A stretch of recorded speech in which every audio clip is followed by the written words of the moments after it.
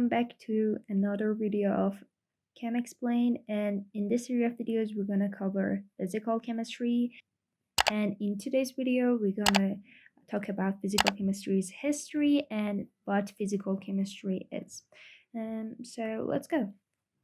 Today we're going to start with chapter 1, which covers physical chemistry. As you can see, thermodynamic, temperature, the mole, ideal gases, different calculus, equation of state, and integral calculus.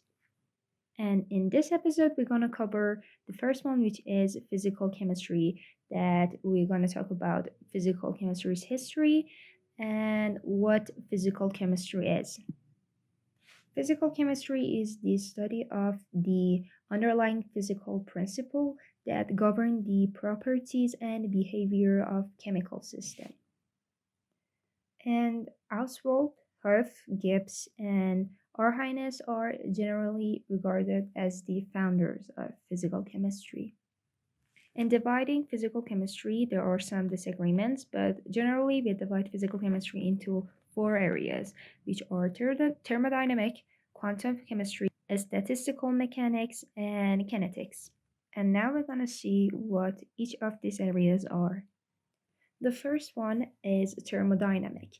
Thermodynamic is a macroscopic science that studies the interrelationship of the various equilibriums properties of a system and the changes in equilibrium properties in the process. We all know about classical mechanics, and we also know that molecules and electrons do not obey classical mechanics. Instead, their motions are governed by the laws of quantum mechanics. So, application of quantum mechanics to atomic structures, molecule bonding, and spectroscopy gives us quantum chemistry. The next one is statistical mechanics. The microscopic science of thermodynamics is a consequence of what is happening at the microscopic level. The molecule and microscopic levels are related to each other by what we call statistical mechanics. This mechanics gives us insight into why the laws of thermodynamics hold, and it allows us to calculate the microscopic thermodynamic properties from molecular properties. The last one is kinetics. Kinetic is the study of rate process such as chemical reaction, diffusions, and the flow of charge in an electrochemical cell. The theory of rate process, or what we call kinetic, is not as well developed as the other 3, but kinetic use relevant properties of thermodynamic, quantum chemistry, and statistical mechanics.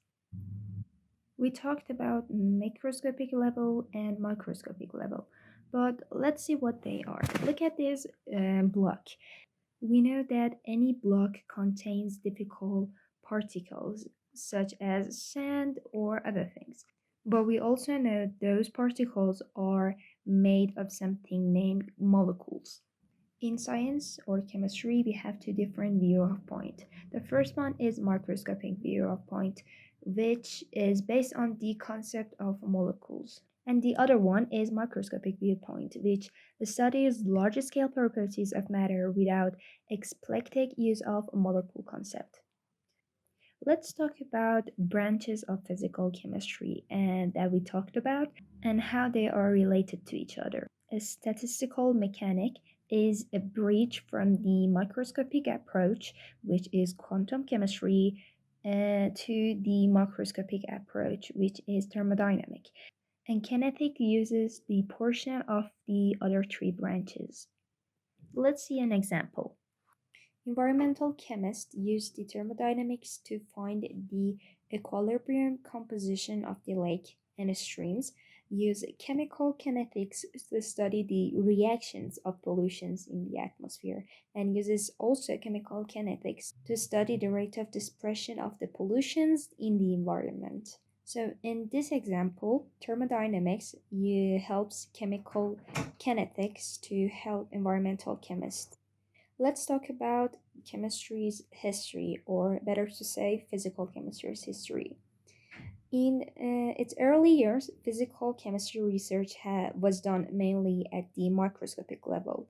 With the discovery of the law of quantum mechanics in 1925 and 1926, emphasis began to shift to the molecule level. We cannot do this alone, so we use fast computers to do that, to process and analyze data or calculate properties of molecules that are not too large, or perform simulations of collections of hundreds of molecules. Study properties at the microscopic level helped us find another system, which is called nanoscale system or nanoscopic system.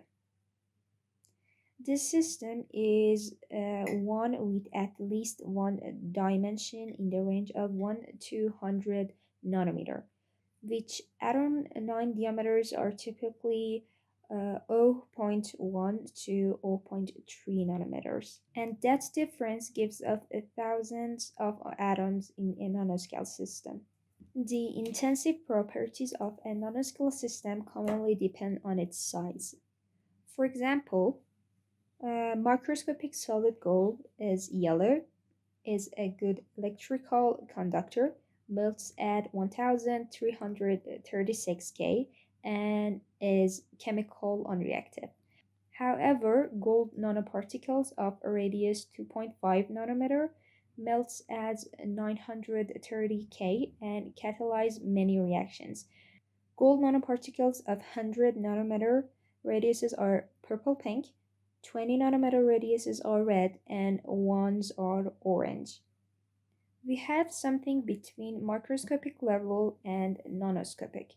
The term mesoscopic is sometimes used to refer to systems larger than nanoscopics but smaller than microscopics. We have the progressively large size levels like this: atomic, nanoscopic, mesoscopic, and microscopic. And that's it. Thank you so much for watching this video. Hope you find it useful and have a good day. Bye.